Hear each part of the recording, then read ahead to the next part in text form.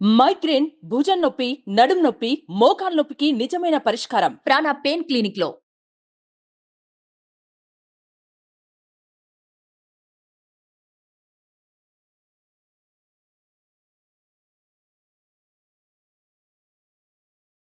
Next 8వ రాశి వృశ్చిక రాశి. 2025 సంవత్సరం వృశ్చిక రాశి వారికి ఆదాయం 2, వ్యయం 14, రాజపూజ్యం 5, అవమానం 2. ఈ సంవత్సరం అర్ధాష్టమ శని వెళ్ళిపోతుంది. చాలా బాగుండే అవకాశం కనిపిస్తోంది. సమాజంలో నరదృష్టి వల్ల, ఇతర జనాల వల్ల శత్రుత్వం పెరుగుతుంది.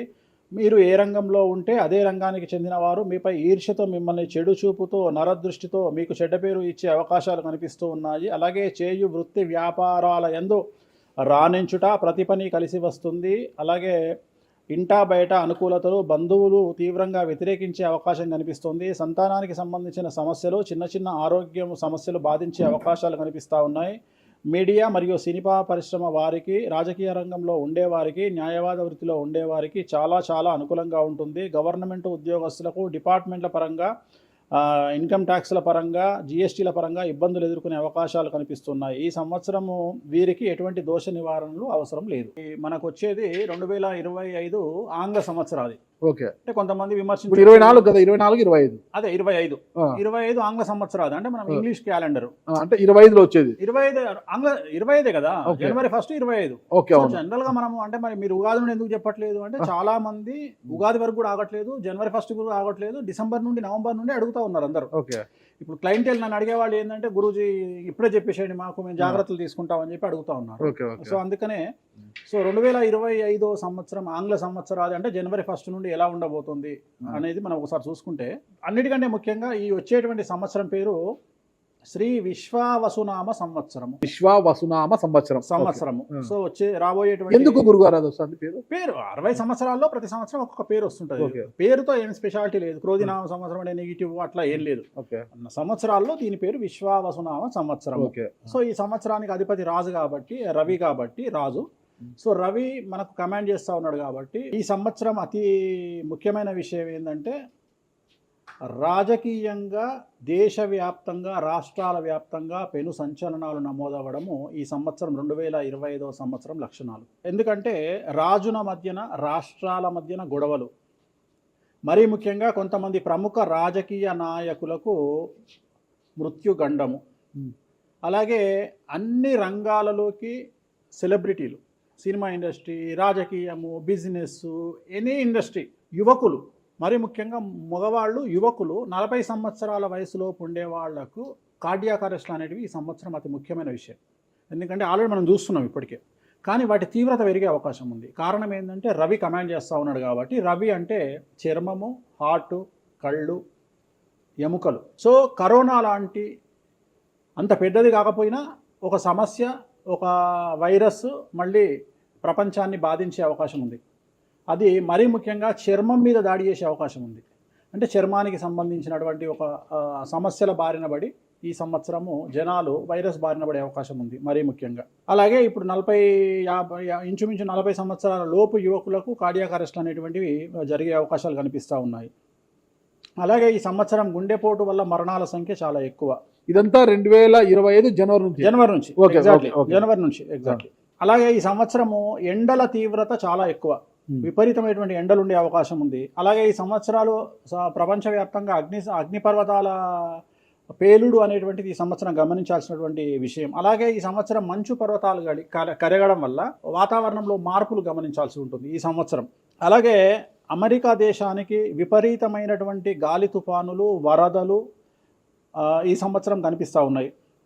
అలాగే 1-2 దేశాల మధ్యన యుద్ధ వాతావరణం ఖచ్చితంగా ఉండి తీరుతుంది, లేదా యుద్ధం జరుగుతున్నాయి కదా, అది ఇంకా పెరుగుతుంది. ఇప్పుడు ఉన్నదానికంటే తీవ్రత పెరుగుతుంది అనేది. అలాగే మనకు 2025 సంవత్సరంలో సెప్టెంబర్ 7వ తేదీ 2025 సంవత్సరం ఆదివారం రాహుగ్రస్త సంపూర్ణ చంద్రగ్రహణం ఏర్పడుతుంది. ఇది కుంభరాశికి వ్యతిరేకమైన ఫలితాలు ఇస్తుంది. అలాగే వచ్చే సంవత్సరం అంటే 2025 సంవత్సరంలో మే 9వ తేదీ నుండి సరస్వతి నదికి పుష్కరాలు అనేటువంటివి ఏర్పడతా ఉన్నాయి. ఈ సంవత్సరము రాజకీయ నాయకులకు సంబంధించి మరీ ముఖ్యంగా ఇందాక మనం మాట్లాడుకున్నట్టుగా పవన్ కళ్యాణ్ గారికి ఏలినాటి వెళ్ళిపోతుంది. అలాగే లోకేష్ గారి జాతకరీత్యా, పవన్ కళ్యాణ్ గారి జాతకరీత్యా విపరీత రాజయోగం అనేటువంటిది కనిపిస్తూ ఉంది. జగన్మోహన్ రెడ్డి గారికి లేదా రాజయోగం వల్ల ఇప్పుడు లేదు, ఈ సంవత్సరం లేదు. ఓకే. అంటే 2025 సంవత్సరంలో లేదు. 29 కన్నా ఉందా? 20 అది మన తర్వాత ఓకే, మాట్లాడుకుంటాం. ఓకే. ఓకే, 25లో మాత్రము నేను అనేది ఏంటంటే ఇప్పుడున్న స్థాయి కంటే వీళ్ళిద్దరికి ఇంకా పై స్థాయికి వెళ్ళే అవకాశం ఉంది. లోకేష్ బాబు కానీ పవన్ కళ్యాణ్ గారు కానీ. అదే నాకు అర్థం కావడం, వాళ్ళిద్దరు మంత్రులే. నాకు తెలియదు కదా. సీఎం, ఈయన మంత్రి. నాకు అర్థం కాదు. ఇంకే ఇప్పుడు ఉన్నటువంటి పదవుల కంటే కూడా గొప్ప పదవులను వీరు పొందేటువంటి అవకాశాలు కనిపిస్తున్నాయి. రాజ్యసభ తీసుకుని కేంద్రానికి వెళ్తారా ఏంటి? కేంద్ర మంత్రులు అవుతారా? కేంద్ర మంత్రులు వెళ్తారా? పెద్దదే కదా, కేంద్ర మంత్రి అనేది పెద్దది కదా. సో అది ప్రభాస్ గారి జాతకంలో చాలా అనుకూలమైనటువంటి ఫలితాలు, శుభవార్తలు వినేటువంటి అవకాశాలు కనిపిస్తా ఉన్నాయి. అంటే వివాహం అవుతుందా? చెప్పలేము, ఎందుకంటే తులారాశి కాబట్టి వివాహం కావచ్చు. సో ఫ్యాన్స్ కి ఇది పండగనే, పెద్ద పండగనే. ఓకే, సో ఇది ఓవరాల్ గా ఇంకా బేసిక్ డీటెయిల్స్. అట్లా ఎక్కువగా ఒక పూజ మాత్రం ఎక్కువగా చెప్పారు, చాలా మంది కూడా చెప్పారు. తిరునల్లార్ శనీశ్వర ఆలయం, శని ఎఫెక్ట్. ఓకే, ఎక్కువ మందికి తిరునల్లార్ చెప్పిన అక్కడ ఎంత 450 రూపాయలు ఉంటుంది పూజ. అది తిరునల్లార్ పాండిచ్చేరిలో ఉంటుంది. అక్కడికి వెళ్ళి పూజ చేసుకుంటే సరిపోతుంది. ఇది పేరును బట్టి ఈ రాశుల ప్రకారం ఇలా ఉంటుందని మీరు రాశారా, లేకపోతే వాళ్ళ డేట్ ఆఫ్ బర్త్ ప్రకారం? నక్షత్రం బట్టి, నక్షత్రాలు. ఓకే, నక్షత్రాలు వాళ్ళకి అర్థమైపోతుంది, వాళ్ళ నక్షత్రాన్ని బట్టి. అశ్విని నక్షత్రం మేషరాశి, భరణి నక్షత్రం మేషరాశి, పుష్యమి నక్షత్రం కర్కాటక రాశి. మీ రాశి నా రాశి ఒకటే. నా రాశి ఏదో నాకు తెలియదు గురుగారు. మీది వృశ్చిక రాశి. మీది అదేనా? మరి ఎలా గురుగారు ఈ మధ్యన బాగానే ఉందంటారు? మనకు బాగుంది, ఇంకా మన రచనే, ఇంకా రచనే రచనే. ఇక ఎట్లా రచ్చ? ఇంత వివాదాలు అవుతున్నాయి, ఏం కథ అసలు? ఇంకా లైఫ్ అన్నప్పుడు ఇప్పుడు రేవంత్ రెడ్డి ఉన్నాడు. రేవంత్ రెడ్డి ఎన్ని కష్టాలు అనుభవిస్తే సీఎం అయినాడు అంటే ఇక కష్టం తర్వాత సుఖం రెడీగా ఉంటుంది. ఓకే, ఇప్పుడు కష్టపడ్డారు కాబట్టి మీకు సుఖం ఉంది అంటారు. మీకు కాదు, మళ్ళీ మీకు మనకు అందరికీ. ప్రతి మనిషి జీవితంలో పండ్లున్న చెట్టుకే రాయి దెబ్బలు, అంతేగాని పళ్ళు లేని చెట్టుని కూడా పట్టించుకుంటాడు. పళ్ళు ఉంటేనే దాన్ని రాయి చేస్తారు. అట్లనే మనం కూడా అంతే అండి. వేణుస్వామి అంటే పూజలకు పెట్టింది పేరు.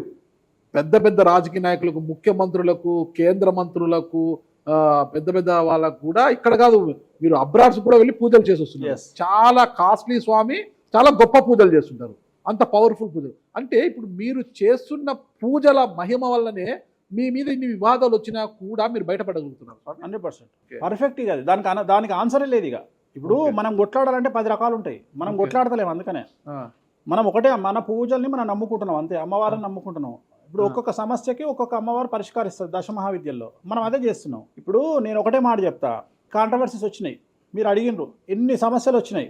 జనాలు ఏం ఆలోచిస్తారంటే వేణుస్వామి ఈ సమస్యల నుండి బయటపడతాడా, పడితే ఎలా పడతాడు?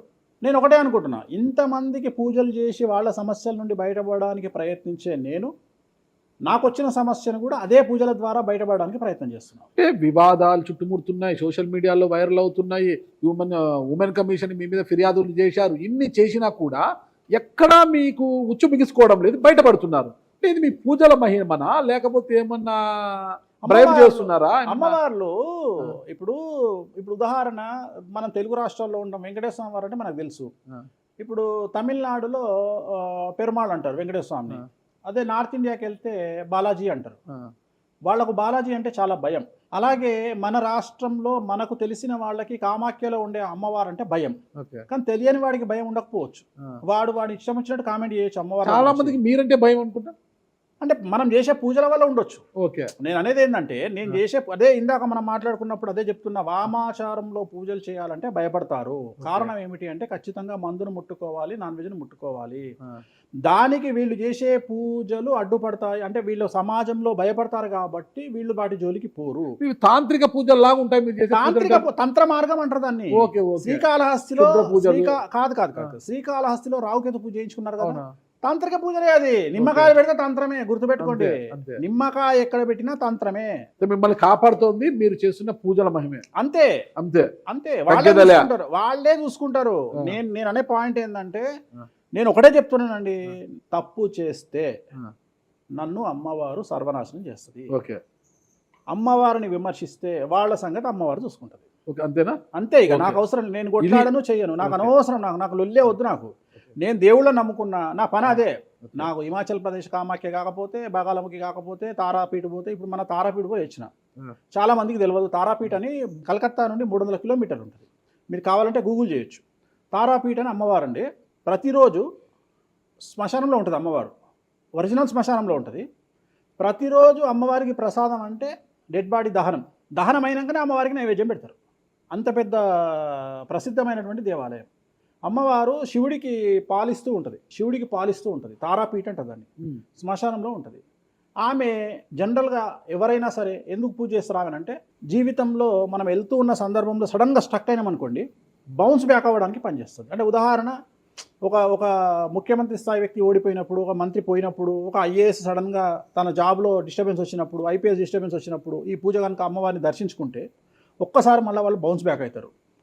అంటే బిగ్ బ్యాంగ్ థియరీ అనేది అక్కడ పనిచేస్తుంది. మనం మళ్ళీ ఒక్కసారి బౌన్స్ బ్యాక్ అయ్యి ముందుకు దూకడానికి అమ్మవారు పనిచేస్తుంది. నేను సజెస్ట్ చేస్తుంటాను చాలామందికి, వ్యాపారంలో స్టక్ అయినప్పుడు, లేకపోతే ఉద్యోగంలో స్టక్ అయినప్పుడు, అట్లా స్టక్ అయినప్పుడు అయితే మీ తారాపీఠ వెళ్ళి దర్శనం చేయించుకోండి. అక్కడ దర్శనమే, పూజలు ఉండవు, జస్ట్ దర్శనమే. అమ్మవారికి పోయి దండం పెట్టుకొని వస్తే చాలు, ఒక్కసారి మళ్ళీ వాళ్ళు బౌన్స్ బ్యాక్ అవుతారు.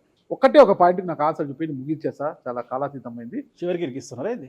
లేదు ఏం లేదు. ఇప్పుడు ఏపీలో అంటే గత ప్రభుత్వ హయాంలో, వైసీపీ హయాంలో వీళ్ళ మీద కేసులు పెట్టారు. ఇప్పుడు వీళ్ళ అధికారులు వీళ్ళ మీద కేసులు పెడుతున్నారు కదా. ఈ కేసుల పరంపర ఇలా కొనసాగి జగన్మోహన్ రెడ్డి గారు జైలుకి వెళ్ళే అవకాశం ఉంది. వచ్చే సంవత్సరం మే 9వ తేదీ వరకు అవకాశం ఉంది, దాటితే లేదు. ఇది ఓవరాల్గా వేణుస్వామి గారు ఇచ్చారు. మీకు ఏదైనా అనుమానాలు ఉన్నా డైరెక్ట్గా వేణుస్వామి గారికి ఫోన్ చేయండి, మీ అనుమానాలను నివృత్తి చేసుకోండి. థ్యాంక్ యూ గురుగారు, నమస్తే. ఓకే, ఓం నమో వెంకటేశాయ.